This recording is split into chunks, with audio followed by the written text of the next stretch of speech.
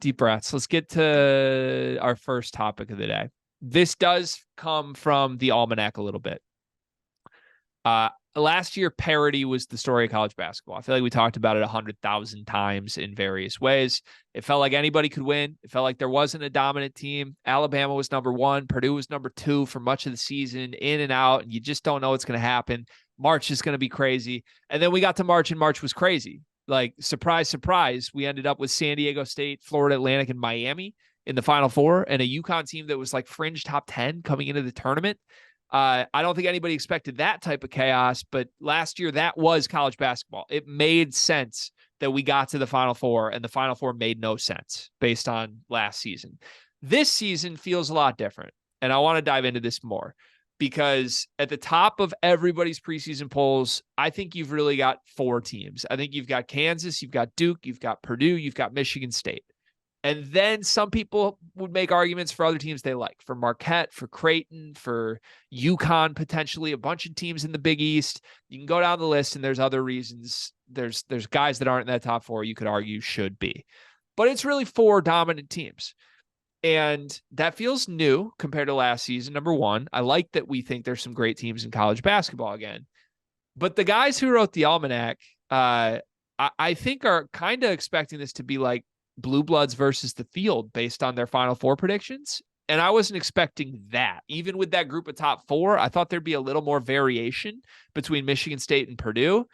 Everybody basically thinks this is Duke or Kansas versus the field, I think, based on the numbers. I want to read a couple numbers. Again, you should buy the Almanac to get the whole data, details, all of this on the specifics of who picked what. But they had 12 experts give Final Four picks.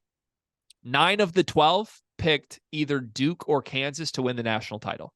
So 75% of the guys who wrote the Almanac think it's Duke or Kansas. 11 of the 12 had Kansas in the Final Four.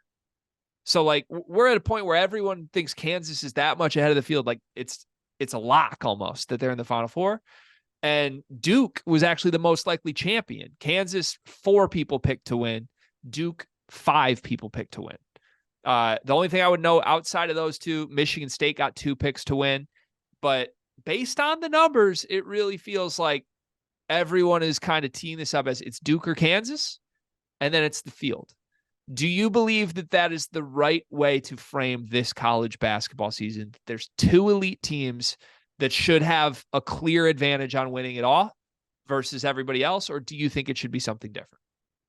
No, I really don't think that it should be like that, because I think there's question marks with both those teams.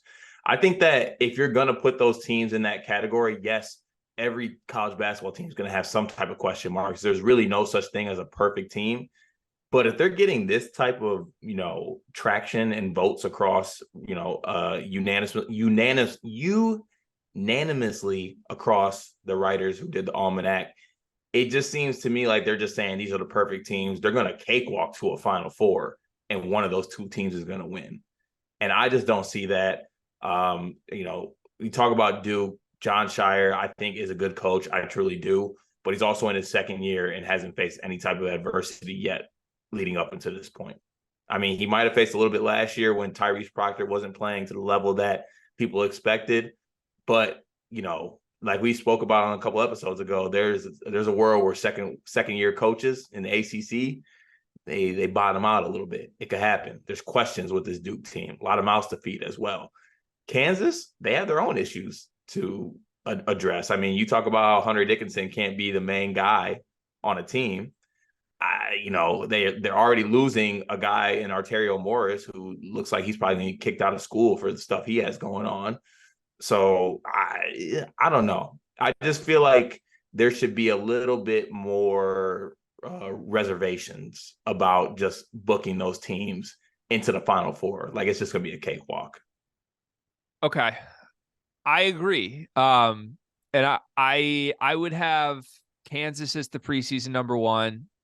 I think I'd have Purdue number 2. I think I'd have Duke 3. And I've said I think it's 3 teams, and then there's a slight drop to Michigan State, and then there's a big drop outside of that top 4. But I do think Michigan State's a half step behind those 3. I'm just surprised Purdue didn't get more here. And I know a lot of these guys do have their doubts, as we do, on what does Matt Painter do in March. It's a fair conversation to ask, but I also think a lot of the people that worked on the Almanac are on the correct, in my opinion, side of Purdue's going to figure it out. They don't have a major institutional issue here. It was just one game, and they've made some really great additions this offseason. So it was surprising the numbers didn't back that up to me. Like, it's like they're very underrepresented. Purdue is. No one picked UConn either, huh? Nobody picked UConn, which surprised me big time. But I get, like, I don't know. There's always going to be like weird ones that are just like not represented because it's only 12 people. It's a small enough sample size. I'm more like, my big shock is I haven't framed this season in my head as if it's Duke and Kansas versus the field. And I feel like it's a fair takeaway to look at who all these guys are picking for the Final Four and conclude that, well, this segment of 12 college basketball geniuses who worked super hard on previewing every team in the country think it's Duke or Kansas versus the field. And that's not how I see it. Michigan State did get 2 votes to win. So at least there's somebody else, but you could even lump Michigan State into this and say it's Duke or Kansas or Michigan State versus the field. And I would think that's incorrect here. Like, I think Marquette should have some votes more than they do. I think Purdue should have a lot more votes in here than they do. I think UConn should have been represented somewhere. And look, none of these guys individually should base their picks on who other people are picking. It's your Final Four picks. You got to do what you got to do. Our Final Four picks might include these exact same teams. I'm just surprised there weren't really anybody who was going out on a limb for a team outside of those top 2, because I don't expect the parity we had last year. But I think the story of college basketball this year is going to be there's like 10 to 12 teams we think are really, really good. And I don't think those teams between 5 and 12 are that far behind where Duke or Kansas is right now. I really don't. Yeah. I want to refrain from extremely scorching, absolutely fiery ass hot takes. But saying that's exactly what I'm about to do right now. If I could get a good plus value odds, right, on a team winning the ACC, I don't know like if Duke is just going to cakewalk and win the ACC. Can I scorched earth your scorched earth? Like, I think UNC finishes ahead of Duke in the ACC. You're really buying the Tar Heels, which is something for sure. I don't hate it. Like, I think North Carolina is going to be good. Here's my scorched earth. I think I'm going one step beyond you. If I could get plus money odds right now, the Duke and Kansas don't make the Final Four, I would take it. I don't think those 2 teams are that far ahead of the rest of this. And look, it probably is on paper more likely at least one of them does, but I do think there's real concerns. There's so many mouths to feed on Duke. They have an abundance of riches, we know, but they weren't an elite team that was ahead of everybody in college basketball last year. We don't know how healthy Flip is. And we don't know if Tyrese Proctor is actually going to be the top 5 player in the country that a lot of people think he is. It's still Jeremy Roach with the ball in his hands, in my opinion, for that team. And Kansas, I've said it enough times. I have questions about who the face of that team is and if the face of that team can actually be the face of a great team. And if you want to write me off and say I'm hating because that's a guy that left my team, you can make the same claims about DeJuan Harris. You can. And I know you and I are both high on DeJuan Harris, but I don't view those 2 as having separation from the pack. And the results of these experts, who I really respect the opinions of, seems to have clear separation from the pack. I think that's a mistake. And I think it's one that as the season goes on, we'll correct pretty quickly. Because I think Purdue and Michigan State are going to emerge as awesome right away. Yeah, I think with, like you said, before we started this segment, with the strength of the teams that are like in the top 10, the strength of the teams that are the best in the country, I thought there'd be a little bit more parity on who is making the Final Four and like who is winning it. Like, I thought it'd be like, let's say out of 12 people, 4 Kansas, 3 Michigan State, couple Duke, and then like mix in a UConn or someone even going out even more outside the box, like a Creighton. Shout out Creighton podcast. I just thought it'd be a little bit more parity right now. And making our hypothetical bets if it's Duke or Kansas, and obviously that'd be plus odds picking two teams or picking the field, I would 100% hammer the field.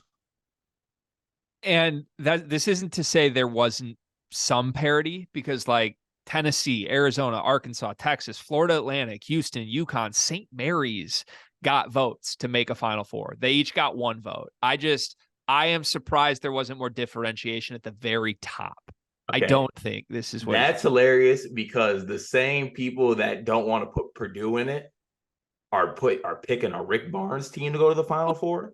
Purdue's in there more than those teams. They're not messing up massively on Purdue. Purdue got four votes to make the Final Four, one vote to win it all. So 5 of the 12 experts had Purdue in the Final Four.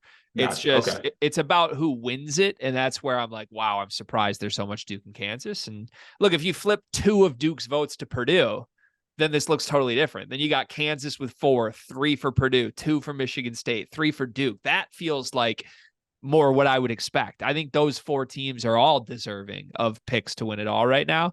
Instead, it feels much more of like Duke, Kansas. And maybe part of that is that they don't trust Big Ten teams, Cart. Like, I wouldn't say they're wrong to my expert national college basketball friends if they're saying, hey, I'm not picking a Big Ten team to win it. It's the Big Ten. I would say that's a good move based on the last 20 years. Yeah. Sorry, I got distracted, but the duo question really set the group off, and I just peeked over just now just to see. What do we got? How's it going? I mean, people are going at it right now. What do we got? How's it going? I mean, it's exactly what you expect. Like, why are we dying on the Braden Smith hill? Why are we caping for Braden Smith?